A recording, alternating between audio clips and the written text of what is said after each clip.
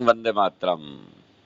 आप सबका दोस्त ईश नारंग एक बार फिर से आपके साथ एक नई कहानी लेकर। कहानी वो जो दिल को छू जाए, कहानी वो जो एक संदेश दे जाए, कहानी वो जो ऐसा लगे कि ये तो मेरे जीवन से संबंधित है। तो बस ऐसी एक कहानी, एक नई कहानी, एक कहानी कहानी एक ऐसे व्यक्ति की, एक जो बड़ा ही संत प्रवृत्ति का व्यक्ति सुबह सुबह रोज मॉर्निंग वॉक करने समुद्र के किनारे जाता है। और एक दिन जब वो समुद्र के किनारे जाता है तो वहां वो देखता है कि एक व्यक्ति एक महिला की गोद में सिर रखकर लेटा हुआ है और उसके साथ में एक शराब की खाली बोतल पड़ी है।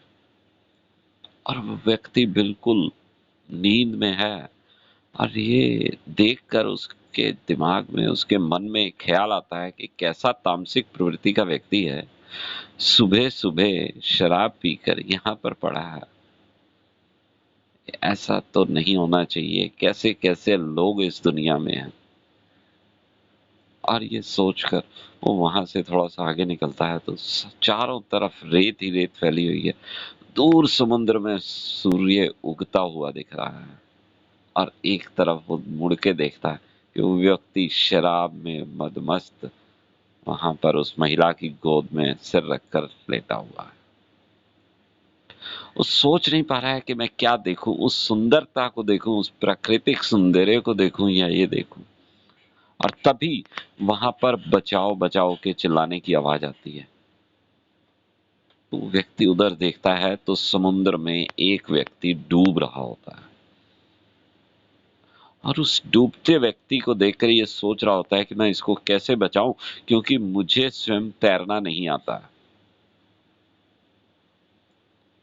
तभी उस व्यक्ति की बचाओ बचाओ के चिल्लाने की आवाज सुनकर वो व्यक्ति, जिसको मैं तामसिक प्रवृत्ति का सोच रहा था, वो उठता है, समुद्र में छलांग लगाता है और तैरकर उस व्यक्ति को, डूबते हुए व्यक्ति को बचा कर ले आता है।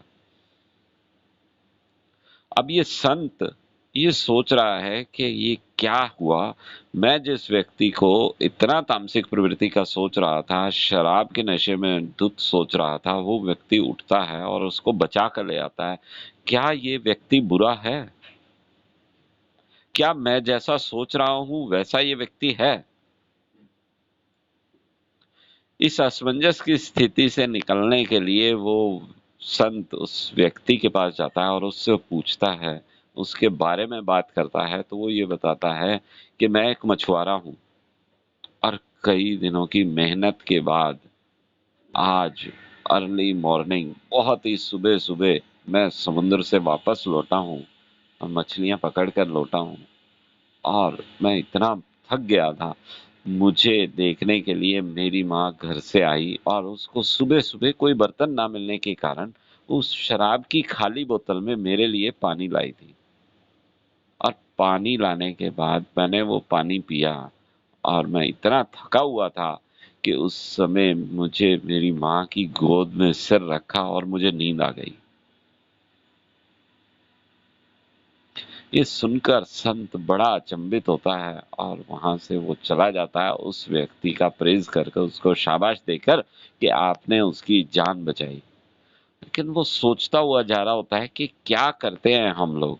हम एक नजर में, एक ही बार देखकर सामने वाले के बारे में कुछ भी धारणाएं बना लेते हैं।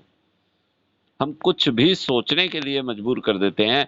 हमारा हृदय, हमारा दिमाग हमेशा बुराई की तरफ ही क्यों सोचता है? उसका एक अच्छा पहलू भी हो सकता है। हर चीज की, जो चीज जैसी दिखती है वो वैसी ही हो ये आवश्यक नहीं है।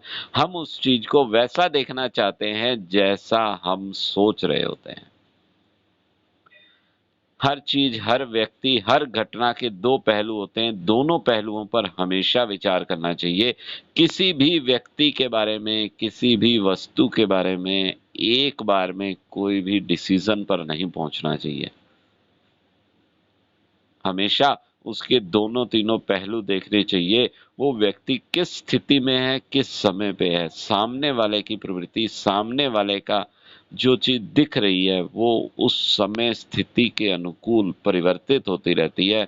हमें एक बार में किसी पर कोई विचार नहीं थोपना है। तो आज की कहानी यहीं तक, यही थी कहानी। मैसेज क्या था आप तक मैं पहुंचाने में कामयाब जरूर हुआ हूँगा। तो मेरी इस कहानी को यूट्यूब पर देखें, शेयर करें और कमेंट करें, और लोगों तक भी पहुंचाएं, ताकि हमने जो ये प्रयास किया है कि सब लोगों को सुबह-सुबह एक अच्छी जानकारी मिले, एक अच्छी कहानी मिले, एक अच्छी शिक्षा मिले, एक अच्छा संदेश मिले, वो अगर किसी के जीवन में थोड़ा-सा भी बदलाव ला सकते हैं, तो हम अपने आप को धन्य समझेंगे। तो आप सब लोगों का धन्यवाद, शुक्रिया, थैंक यू। आप जाते-जाते जो 2 लाइनें शुरू में बोलते हैं, उसको रिपीट करते हैं कि चेहरे पर मुस्कान बनाए रखिए, दुनिया तभी साथ रहेगी, अन्यथा आंसुओं को तो आंखों में भी पनाह नहीं मिलती। तो कल सुबह इसी समय, इसी लिंक, इसी प्लेटफॉर्म पर हम फिर से मिलेंगे एक नई कहानी के साथ। तब तक के लिए डोंट वरी, बी हैप्पी।